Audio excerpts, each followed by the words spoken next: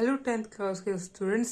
तो आज हम करेंगे स्टैंडर्ड मैथ के chapter number 8 introduction to trigonometry. ठीक है, देखो ये 2 मार्क्स वाले क्वेश्चन हैं। ठीक है, मैं 10 2 मार्क्स वाले क्वेश्चन आज इस वीडियो में कराऊंगा। ठीक है, और देखो एक चीज़ मैं पहले बता रहा हूँ, मैंने एमसीक्यू क्वेश्चन करा दिए इस चैप्टर के स्टैंडर्ड वाली मैथ वाला। ठीक है, बेसिक जो मैथ थी जिसके बाद बेसिक मैथ है, इस चैप्टर की MCQ question 2 marks question, 3 marks question, 5 marks question सब करा चुका हूँ। आप वो वीडियो देख लो। अगर आप स्टैंडर्ड में आते हो तो आप जरूर वो वीडियो देखो, क्योंकि आपको बेसिक वहीं से क्लियर होगी। ठीक है, तो चलिए क्वेश्चन पे आते हैं। क्वेश्चन क्या कह रहा है? क्वेश्चन ये कह रहा है, in given figure if A D मतलब ये 4 सेंटीमीटर और BD 3 सेंटीमीटर यानी कि ये, और CD 12 सेंटीमीटर यानी ये, तो then find out the value of cot theta, यानी इस थीटा की वैल्यू मतलब कॉट थीटा आपको फाइंड करना है।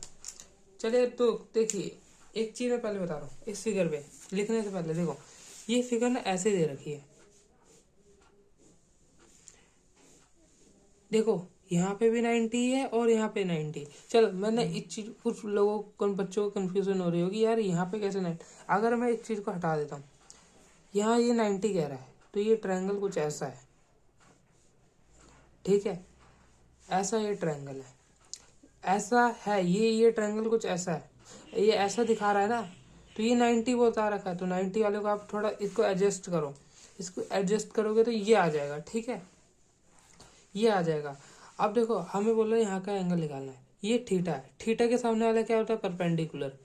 तो ये इस ट्रायंगल के हिसाब से ये परपेंडिकुलर है, और इस ट्रायंगल के हिसाब से ये हाइपोटेनियस है। ठीक है, मैं कहने क्या कहा कि थीटा के सामने वाला परपेंडिकुलर है, तो इस एंगल जो ये ट्रायंगल है इसके हिसाब से ये परपेंडिकुलर है, और ट्रायंगल के हिसाब से ये हाइपोटेनियस है। ठीक है, तो हमें ये दे रखा है बेस, मतलब कि ये आपका क्या हो गया? देखो इसको एडजस्ट करा तो ये आपका बेस हो गया और ये परपेंडिकुलर हो गया।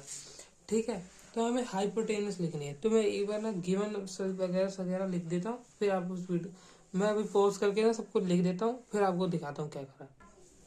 अब देखो इस चीज़ को देखो, मैंने क्या करा, मैं आपको समझा देता हूँ क्या करा मैंने। देखो मैंने गिवन लिख लिया, सीधा से गिवन लिख लिया। अब मैंने ना इस वाले ट्रायंगल को लिया, तो मैंने ये लिख दिया इन ट्रायंगल ABD, ये जो ABD इसको लिया, और ये जो एंगल है ये 90 डिग्री, ये लिख दिया मैंने। तो इस हिसाब से ये A है, ये D है और ये B है, तो ये हाइपोटेनस हो गया। तो AB की स्क्वायर होगी, AB की स्क्वायर किसके बराबर होगी? AD की स्क्वायर के बराबर होगी, और BD की स्क्वायर के बराबर होगी। तो ये मैंने लिख दिया। अब हमें AD दे रखा है, AD हमें 4 दे रखा है, 4 की स्क्वायर। BD दे रखा है 3 की स्क्वायर, यानी 25 आपका आ गया आंसर।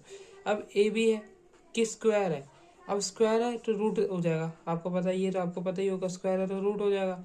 तो ये 5 सेंटीमीटर आ गया, मतलब कि आपका ये 5 सेंटीमीटर आ गया। ये आपका सिंपल सा 5 सेंटीमीटर आ गया, एंगल के सामने वाला परपेंडिकुलर। ठीक है, तो अब देखो कॉट थीटा किसके बराबर होता है? बेस अपॉन में परपेंडिकुलर। बेस आपका 12 है, क्योंकि एंगल के सामने परपेंडिकुलर आपका 5 हो गया, और बेस आपका एंगल के चिपका हुआ जो होगा बेस होगा।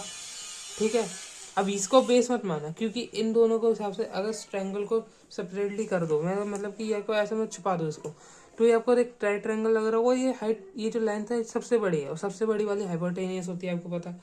तो ये हो गया, यानी कि आपका हो गया कॉट थीटा इजकल टू 12/5, ये आपका हो गया। तो चलिए नेक्स्ट क्वेश्चन पे आते। देखो सेकंड क्वेश्चन क्या कह रहा है कि if 3 root theta if 3 sine theta is equal to cos theta है, तो then find the value of this equation. इस इक्वेशन का आपको वैल्यू फाइंड करना है। तो ये देखो यार सिंपल सा है, गिवन लिख देता हूँ और फिर उसके बाद मैं आपको बता दूँ क्या करना। ठीक है, वीडियो पॉज करके। अब देखो एक चीज देखो, इसमें बोला है कि cos theta 3 root sine theta 3 root sorry मैं अगेन कहता हूँ, √3 sine theta is equal to cos theta, यानी कॉस की जगह आप √3 साइन थीटा लिख दो। ठीक है, मैं लिख देता हूँ आपके सामने। अब देखो मैंने लिख दिया, देखो कॉस की जगह three root three sine theta लिख दिया और स्क्वायर था तो स्क्वायर लगा दिया और हर जगह मैंने वही करा। अब देखो एक चीज़ देखो, अब स्क्वायर है, रूट कट जाएगा यानी कि थ्री, और ये अंदर अंदर ही अंदर भी थ्री, तो पहले का थ्री और स्क्वायर से रूट कट गया। अब साइन स्क्वायर हो जाएगा, ये sine square theta plus two, इसको मल्टीप्लाई कर दोगे तो ये आ जाएगा आपका टू अंडर रूट थ्री और साइन थीटा, बस उसको ब्रैकेट बंद कर दो। हाँ, और फिर ये भी आप करोगे तो रूट थ्री साइन थीटा और आपका प्लस टू। अब एक चीज देखो, साइन थीटा कॉमन ले लो, लेकिन इसके साथ थ्री भी कॉमन ले लो, रूट थ्री। अब मैं बता दूँ रूट थ्री कैसे, अगर कोई रूट थ्री इंटू में रूट थ्री क्या होता है, थ्री तो होता है ना। अब मैं एक चीज़ दिखाता हूँ आपको, आप ना रूट थ्री कॉमन ले लो, रूट थ्री साइन थीटा ये कॉमन ले लो, इसमें क्या करो ना आप रूट थ्री और रूट थ्री साइन थीटा लिख दो। अब मैंने ये कैसे करा, मैं अभी को समझाता हूँ। देखो, अगर आप इसको मल्टीप्लाई करोगे तो रूट थ्री हो जाएगा, जो ये थ्री हो गया, और पहले जो थ्री था वो भी है, ठीक है। Sine square sine theta sine square theta हो गया, और टू तो पहले से, अब अगर इसको इससे मल्टीप्लाई करोगे तो यही आएगा, ठीक है, यही आएगा। अब देखो three root three sine theta plus ये आपका है, ये सेम है, सेम दिख रहा है, काट दो बस, सिंपल सा आंसर आपका रूट थ्री साइन थीटा आ जाएगा, सिंपल। चलिए अगले क्वेश्चन पे आते। अब देखो ना, ये जो आपका क्वेश्चन नंबर 3 है उसे इवैल्यूएट करना, मतलब इसके की वैल्यू निकालनी है। अब देखो यार, ये सिंपल सा क्वेश्चन है, आपको cos 30 की वैल्यू पता है तो आप पुट करो, और साइन 60 की वैल्यू पता है वहाँ पे पुट करो, 25 cot 25 की वैल्यू पता है तो वहाँ पे पुट करो, और वहाँ पे साइन 90। आप देखो, मैं इसको ना आपको क्या करता हूँ, मैं इसको लिख देता हूँ, मतलब आपको आपका एक ब्रीफ आंसर लिख देता हूँ, ठीक है। देखो, अब आपको क्या करना है, वैल्यू पुट करनी है। पहले जो 5 है वो आप 5 ऐसे सिंपल सा लिख लो, और cos 30 क्या होता है, रूट थ्री अपॉन में टू, ठीक है। स्क्वायर है तो आपका यहाँ पे स्क्वायर आ जाएगा, प्लस और वन तो रहेगा, और ठीक क्या होता है, रूट थ्री अपॉन में टू, और स्क्वायर हो तो स्क्वायर आ ही जाएगा, माइनस का साइन वन होती है, मेरे को याद है वैल्यू, इसकी वैल्यू वन होती है और इसकी भी वैल्यू वन ही होती है। अब आप इसको सॉल्व करोगे तो ये 5 लिख दो, और स्क्वायर से रूट कर जाएगा तो 3 अपॉन में 2 प्लस 1 3 अपॉन में 2 माइनस 1 प्लस 2, ठीक है। अब इसको क्या करना, आप 5 रहने दो ऊपर ही, और 2 को ऊपर ले जाओ, 2 ऊपर चल जाएगा, मैंने आपको ये बता रखा है कैसे चल जाएगा, मैं फिर से बता देता हूँ। देखो क्या होता है कि 5 है, 5 के नीचे 1 होता ही होता है, मतलब 4 होगा तो 4 के नीचे भी 1 होगा, वैसे ही 5 है उसके नीचे भी 1 होगा, और 3 अपॉन में 2 है तो ये इधर जाएगा और ये ऊपर जाएगा, ठीक है, ऐसे है। और ये आपका प्लस 1, और ये वैसे ही शायद से 1 2 2 2, और ये आपका 3 माइनस 1, सॉरी प्लस 1 हो जाएगा, क्योंकि प्लस का होते आपको पता है ना, 2 में से 1 गया तो माइनस प्लस 1 बचेगा। अब आपका क्या होगा कि 10 3 प्लस 2 3 प्लस 1, एलसीएम ले लो, 3 आ गया एलसीएम, 10 प्लस 2 प्लस 3 यानी कि 15 अपॉन में 3 यानी कि 5, आपका आंसर 5, ठीक है, ये 5 आ गया। अगला क्वेश्चन करते हैं। अब देखो फोर्थ क्वेश्चन अगेन, जो थर्ड क्वेश्चन है, मैं तो चाहता हूँ कि आप वीडियो पॉज करके ये क्वेश्चन सॉल्व करते हो, ठीक है, क्योंकि ये क्या करना है आपको, ये थीटा दे रखा, थीटा की जगह 45 को ऐड पुट करना है, पुट करने के बाद सी 45 की वैल्यू पुट करनी है, स्क्वायर दे रखा स्क्वायर कर दो तो वैल्यू पे, इसमें भी स्क्वायर दे रखा इसको वैल्यू पे भी स्क्वायर कर दो, बस सिंपल है, माइनस है, आप सॉल्व कर दो। मैं तो चाहता हूँ वीडियो पॉज करो और सॉल्व कर दो, ठीक है। अब देखो मैंने सॉल्व करा, मैंने गिवन लिख लिया, ठीक है, गिवन में क्या दे रखा, थीटा दे रखा, थीटा लिख लिया, और ये इक्वेशन लिख ली। अब मैं क्या करूँगा, 2 जो दे रखा है सीक स्क्वायर, देखो सीक स्क्वायर 45 और प्लस 3 कोसिक स्क्वायर 45, और आपका 2 माइनस 2 साइन 45 और कॉस 45, आपका ये आ गया। अब वैल्यू मेरे को याद है, वैल्यू मेरे को पता है कि इसकी वैल्यू होगी आपकी अंडर रूट 2 की स्क्वायर प्लस 3, इसकी वैल्यू अंडर रूट 2 ही होती है स्क्वायर -2, इसकी वैल्यू 1/√2 होती है और 1/√2 इसकी भी होती है।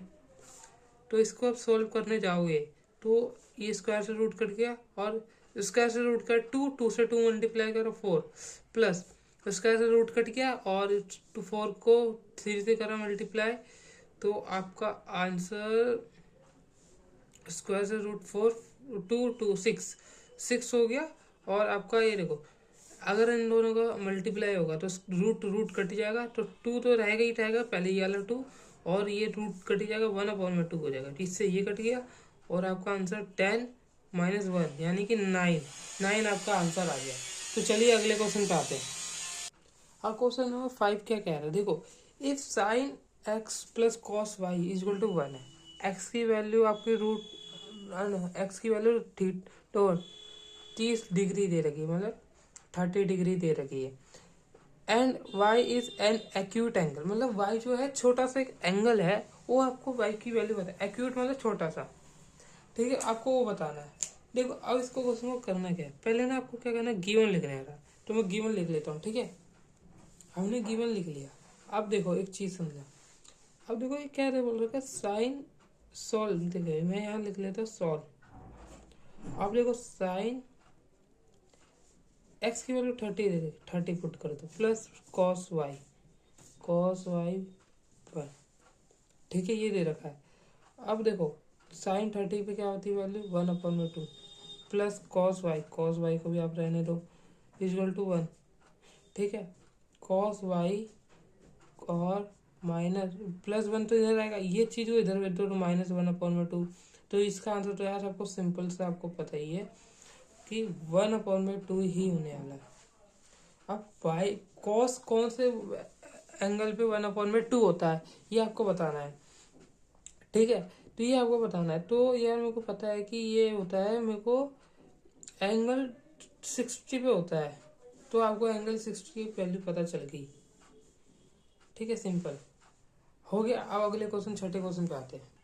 देखो क्वेश्चन नंबर 6, तो आपको find the value of x करनी है, आपको वैल्यू निकालनी है एक्स की। देखो मैं चाहता हूँ कि आप वीडियो पॉज करो और लिख दो, मैं आपको ना ये आंसर में पहले गिवन गिवन लिखने की इसमें ज़्यादा ज़रूरत नहीं है, ठीक है, मैं ना करता हूँ, गिवन लिखने की ज़रूरत नहीं है, गिवन मैंने बोला था गिवन लिखने की ज़रूरत नहीं है ना, तो आप इक्वेशन लिख लो। अब इक्वेशन लिखने के बाद वैल्यू पुट कर दो, वैल्यू पुट करने की कोशिश करो।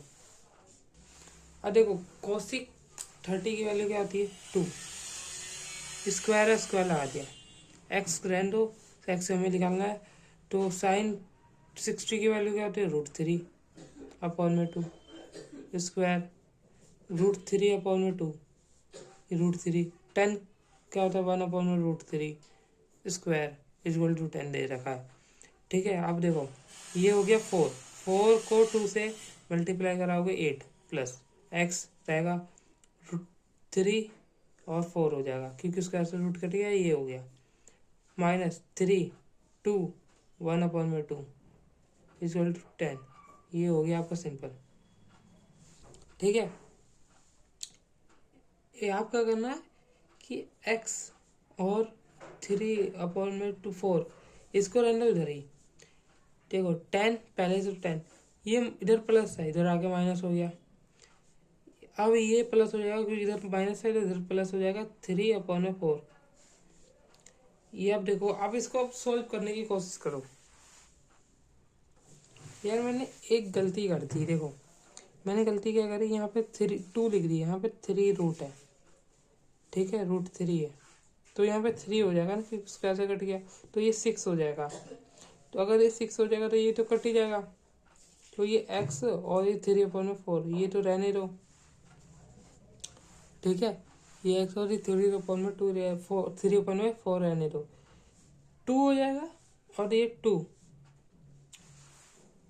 देखो मैंने ना ये काट दिया क्योंकि मेरे को लग रहा था यहाँ पे मैंने कैलकुलेशन मिस्टेक कर, देखो ये तो वो आपको पता चल गई 8 हो गया, ठीक है, x और ये स्क्वायर से रूट कट गया, तो ये आपका आ गया 4 2 की स्क्वायर 4 और ये 3/2 दे रखा है 1 और स्क्वायर से रूट कटी। सिंपल आप कर क्या करो कि ये तो 3 से 3 कट ही गया आपका, तो ये आपका x और 3/4 ये तो रहेगा ही रहेगा। 10 जो इधर था इधर रहेगा, 8 इधर रहेगा, माइनस इधर जाके प्लस जो हो गया ये ऐसा हो जाएगा। आप क्या करो x इक्वल टू 3/4 और देखो अब क्या करना है ना, ये तो 2 हो गया, 2 प्लस 1/2 ये x और ये 3/4। ठीक है, क्या होगा, ये तो हो गया आपका 2 और ये 4+1 आपका ये हो गया x 3/4। ठीक है, ये हो गया और ये आपका 5/2। ठीक है, 5/2 x और देखो ये x को इधर रहने दो, 4 इधर चल जाएगा, 3 इधर आ जाएगा, तो ये आपका देखो क्या हो जाएगा, 5/2 तो रहेगा ही रहेगा और 4 ऊपर और 3 नीचे, ये इससे ये कट गया, तो आपका हो गया आंसर 5 10 हो जाएगा और ये 3, यानी कि x की वैल्यू आपकी आ गई 10/3। तो ये आपकी वैल्यू आ गई। चलिए अगले क्वेश्चन पे आते हैं। देखो जो क्वेश्चन नंबर 7 है ना, ये बहुत इजी क्वेश्चन है, ये तो इसलिए मैं ये कर ही नहीं रहा क्वेश्चन, मैं चाहता हूँ कि आप ये खुद से करो, आपका ये होमवर्क है। देखो अगर मैं इसका एक आंसर बता देता हूँ, मतलब आपका आंसर है ना, पी की वैल्यू आपके पास 0 होनी चाहिए। अगर आपकी पी की वैल्यू 0 आ रही है, फाइंड करनी है ना, अगर पी की वैल्यू 0 आ रही है तो आपका सही है। अगर आपका पी की वैल्यू 0 नहीं आ रही तो इसका मतलब आपका ये नहीं है कि आपने कुछ करा ही नहीं यार, आप तो कुछ लूजर हो, इसका मतलब ये नहीं। इसका मतलब आपने कोशिश करी ना। अब आपको इसका आंसर देखना होगा ना, तो आप मेरे टेलीग्राम ज्वाइन करो, मैंने उसमें इसका आंसर लिख के मैं PDF बना दूंगा। भले इसका आंसर नहीं, मतलब जितने भी मैंने क्वेश्चन कराए अभी तक और कराने वाला हूँ, जो बाकी के 3 क्वेश्चन उसके भी PDF बनाऊंगा और आपको टेलीग्राम में मिल जाएगा। तो टेलीग्राम आप ज्वाइन करो। ठीक है, क्वेश्चन नंबर 8 पे चलते हैं। क्वेश्चन नंबर 8 क्या कह रहा है, if sine theta minus cos theta equal to 0 है, then find the value of the sine की पावर 4 थीटा प्लस कॉस की पावर 4 थीटा। ठीक है, ये दे रखा है। अब देखो साइन गिवन देख लो, गिवन मैं लिख लेता हूँ। ठीक है, गिवन आपको क्या दे रखा है वो मैं लिख लेता हूँ। अब देखो गिवन मैंने लिख लिया। अब मैं देखो एक चीज समझाता हूँ। देखो कोस sign theta minus cos theta ये आपको दे रखा है इस क्वेश्चन, ये देखो ये इक्वेशन आपको दे रखी है इक्वल टू 0, इसको इधर ले जाओ, यानी कि इसका मतलब ये है कि साइन थीटा और बराबर में कॉस थीटा इस क्वेश्चन में दे रखा है। इस क्वेश्चन के हिसाब से तो ये हो रखा है, इस क्वेश्चन में यूज करना, लेकिन ऐसा नहीं कि हर क्वेश्चन में यूज कर दो भाई, नहीं, इस क्वेश्चन में जो दे रखा है ना वो हमें यूज करना है। अब देखो, अब अगर मैं करूँ इस इक्वेशन को साइन थीटा, इसको नीचे ले जाओ कॉस थीटा, अगर ये कटेगा, देखो कटेगा कैसे, क्योंकि देखो साइन की जगह कोस लिख सकते हो। तो देखो मैं चीज समझाता हूँ आपको, ये दे रखा है ना sine theta equal to cos theta, और मैंने लिख लिया साइन थीटा, इसको मैं अब मैं इसको नीचे ले जा रहा हूँ, ये हो गया, ये हो गया। आपको ये दे रखा है कि साइन थीटा कोस के बराबर है, ये कॉस थीटा साइन के बराबर है, तो आप क्या करो साइन थीटा रहने दो, कॉस थीटा साइन के बराबर, साइन थीटा लिख दो कॉस की जगह साइन। ठीक है, कट जाएगा तो आपका वैल्यू 1 आएगा। अगर आपकी वैल्यू 1 आ रही है तो ये हो गया, और साइन अपॉन में कॉस क्या होता है 10 के बराबर होता है, तो आप क्या लिख दो tan थीटा इक्वल टू 1, यानी कि थीटा की वैल्यू आपकी होगी 45, क्योंकि टेन कौन सा एंगल 1 होता है 45 पे होता है। ठीक है, अब देखो एंगल आ गया हमारा 445 +1 प्लस कॉस 445, मतलब पावर 4। ठीक है, ये हो गया आपका, ये देखो 45 पे क्या होता है 1/√2, 1/√2 ही होता है, प्लस इसमें भी 1/2 होगा, लेकिन यहाँ 4 होगा। ठीक है, यहाँ पे 1/√2 है लेकिन पावर में 4 होगा, उस हिसाब से स्क्वायर से रूट कट जाएगा, तो आपका आंसर आएगा 4, क्योंकि स्क्वायर से रूट कट गया 2 बचा। अब 2 को इसकी पावर 4, 2 की पावर 2, जैसे कि देखो मैं क्या समझाना चाहता हूँ, कि देखो 1/√2 है और उसकी पावर 4 है, तो इसका हम ऐसे लिख दो, ऐसे भी लिख सकते हैं इसको, ऐसे ऐसे ही लिख सकते हैं। तो ये तो इसको सॉल्व करो, इन तो पहले वाली ब्रैकेट को सॉल्व करोगे तो 1/2 हो गया की पावर 2, तो यही तो हो गई ना आपका, यही हो जाएगा। तो हमने वही कर दिया इस वन, और ये हो जाएगा आपका क्या 4 और 2, ये कट किया और 1/2। क्वेश्चन नंबर 9 पे चलते हैं। अब देखो क्वेश्चन नंबर 9 बहुत इजी क्वेश्चन है। देखो आपका इक्वेशन जो सॉल्व करना है इक्वेशन लिख लो। इक्वेशन लिख लिया हमने, ये cos² -1 और tan²। अब देखो यार एक चीज़ देखो, हमने जो फॉर्मूला बढ़ा है हमें पता है कि यहाँ पे कॉट आने वाला है। अब कॉट कैसे आने वाला है अब मैं बताता हूँ कैसे आएगा। देखो कॉट आने का रीजन क्या है, हमने पढ़ रखा है कि ये वाला तो हमने सिस्टम पढ़ रखा है कॉट को, सॉरी तो ये देखो हमने पढ़ रखा है ना कि cos² माइनस cot² वाला फॉर्मूला। अगर ये चीज़ अगर समझो, अगर ये चीज़ उधर जाएगी तो ये प्लस हो जाएगी, ठीक है, ये प्लस हो जाएगी, ये है ना। लेकिन ये चीज़ जब इधर आएगी तो ये माइनस भी हो जाएगी। अगर इंटरचेंज करो, जैसे कि ये देखो ये दे रखा है, ये तो आप समझ ही गए हो मेरे हिसाब से, मैं बिना फालतू के समझा रहा हूँ लेकिन समझा देता हूँ। ये चीज़ है, इसको इधर ले लो तो -1 हो जाएगा, तो cot हो जाएगा। तो यही तो दे रखा है, यही तो दे रखा है, कॉसिक यही दे रखा है, ठीक है।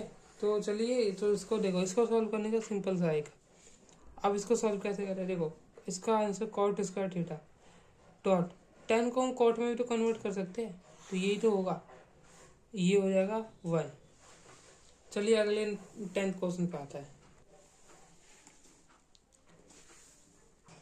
ये जो क्वेश्चन है ना 10th क्वेश्चन, ये सेम 8 क्वेश्चन जैसा है। तो यार देखो सिंपल सा, मैं इसको ना आपको गिवन लिख लेता हूँ, फिर आपको सॉल्व करके दिखाता हूँ। अब देखो sin θ = cos θ हमें गिवन है, तो हम सॉल्व करेंगे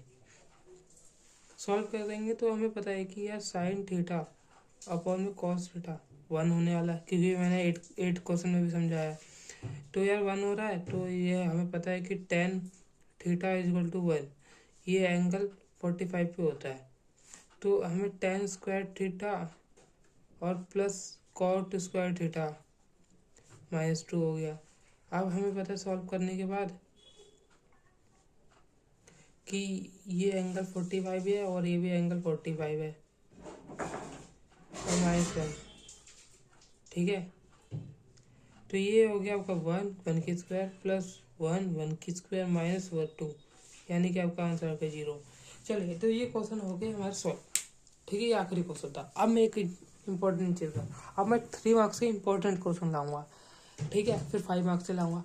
तो 5 मार्क्स के जब इस चैप्टर खत्म होगा तो मैं सैम्पल पेपर लाऊंगा, इंपॉर्टेंट सैम्पल पेपर, ठीक है। जो इंपॉर्टेंट सैम्पल पेपर जो होते हैं मतलब आपको सॉल्व करने चाहिए, ठीक है। तो आप जरूर इस वीडियो, अगर जो इम्पोर्टेंट सैम्पल पेपर है उसकी वीडियो जरूर देखना, ठीक है। तो मिलते हैं अगली वीडियो में, तब तक आप चैनल सब्सक्राइब, वीडियो को लाइक करें।